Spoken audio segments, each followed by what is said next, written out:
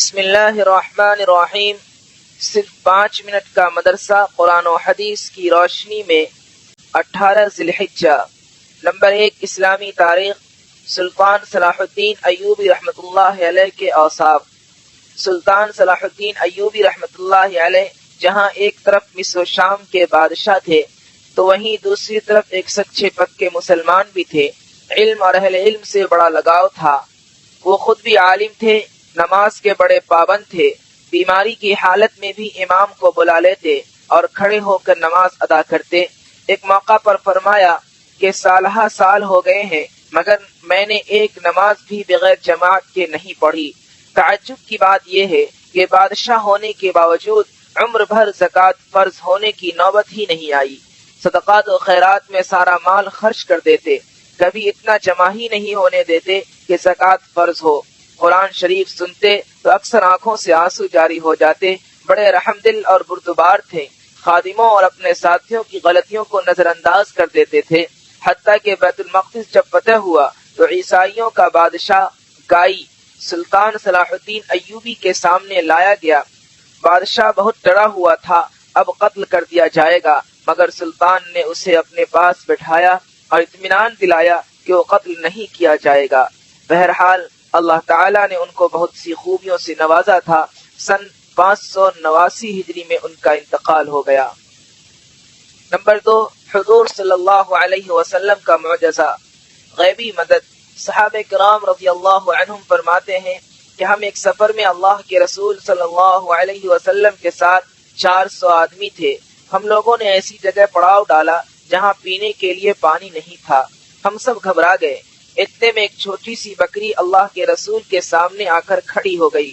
آپ صلی اللہ علیہ وسلم نے اس کا دودھ دوہا اور پھر خوب سیر ہو کر پیا اور اپنے صحابہ رضی اللہ عنہم کو بھی پلایا، حتیٰ کہ سب سیر ہو گئے۔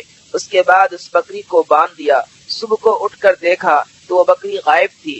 حضور صلی اللہ علیہ وسلم کو خبر دی گئی تو آپ صلی اللہ علیہ وسلم نے فرمایا جو خدا اس کو لایا تھا وہی اسے لے گیا۔ نمبر 3، ایک فرض کے بارے میں، وراثت میں لڑکی کا حصہ۔ قرآن میں اللہ تعالیٰ فرماتا ہے اللہ تم کو تمہاری اولاد کے سلسلے میں حکم دیتا ہے کہ ایک لڑکی کا حصہ 2 لڑکیوں کے برابر ہے۔ فائدہ، والدین کی وراثت میں لڑکے کے 2 حصے اور لڑکی کا 1 حصہ ہوتا ہے جس کا ادا کرنا فرض ہے۔ نمبر 4، ایک سنت کے بارے میں، پرہیزگاری اور مالداری کی دعا۔ رسول اللہ صلی اللہ علیہ وسلم یہ دعا فرماتے تھے اللہم انی اسألک الہدی والتقی والعفاف والغنی۔ ترجمہ، اے اللہ میں تجھ سے ہدایت، تقوی، پاک دامنی اور غنا کا سوال کرتا ہوں۔ نمبر 5، ایک اہم عمل کی فضیلت، دعا کرنا بیکار نہیں جاتا۔ رسول اللہ صلی اللہ علیہ وسلم نے فرمایا بے شک تمہارا رب شرم و حیا کرنے والا اور بڑا سخی ہے۔ وہ اپنے بندے سے اس بات پر شرماتا ہے کہ بندہ اس کی طرف اپنے ہاتھ اٹھائے اور وہ اسے خالی لوٹائے۔ نمبر 6، ایک گناہ کے بارے میں، یتیموں کا مال مت کھاؤ۔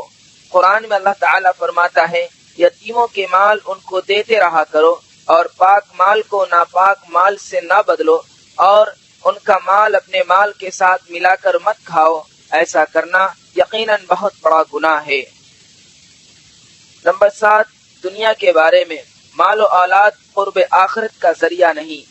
قرآن میں اللہ تعالیٰ فرماتا ہے تمہارے مال اور تمہاری اولاد ایسی چیز نہیں جو تم کو درجہ میں ہمارا مقرب بنا دے، مگر ہاں جو ایمان لائے اور نیک عمل کرتا رہے تو ایسے لوگوں کو ان کے اعمال کا 2 گنا بدلہ ملے گا اور وہ جنت کے بالا خانوں میں آرام سے رہیں گے۔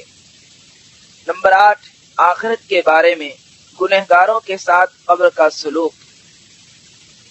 رسول اللہ صلی اللہ علیہ وسلم نے فرمایا جب گنہگار یا کافر بندے کو دفن کیا جاتا ہے تو قبر اس سے کہتی ہے تیرا آنا نامبارک ہو، میری پیٹھ پر چلنے والوں میں تم مجھے سب سے زیادہ ناپسند تھے۔ جب تم میرے حوالے کر دیے گئے اور میرے پاس آ گئے تو تم آج میری بدسلوکی دیکھو گے۔ پھر قبر اس کو دباتی ہے اور اس پر مسلط ہو جاتی ہے، اس کی پسلیاں ایک دوسرے میں گھس جاتی ہیں۔ نمبر 9، طب نبوی سے علاج، خربوزہ کے فوائد۔ رسول اللہ صلی اللہ علیہ وسلم نے فرمایا، کھانے سے پہلے خربوزہ کا استعمال پیٹ کو بالکل صاف کر دیتا ہے اور بیماری کو جڑ سے ختم کر دیتا ہے۔ نمبر 10، نبی صلی اللہ علیہ وسلم کی نصیحت۔ حضرت انس رضی اللہ عنہ کی والدہ نے سرکار دو عالم صلی اللہ علیہ وسلم کی خدمت میں حاضر ہو کر عرض کیا، مجھے کچھ وصیت فرمائیے۔ آپ صلی اللہ علیہ وسلم نے ارشاد فرمایا، گناہوں کا چھوڑ دینا بہترین ہجرت ہے، فرائض کی حفاظت کرنا بہترین جہاد ہے، اور ذکر الہی بکثرت کرتی رہو، اس لیے کہ تم اللہ کے ہاں اس سے زیادہ محبوب چیز لے کر نہیں آ سکتی ہو۔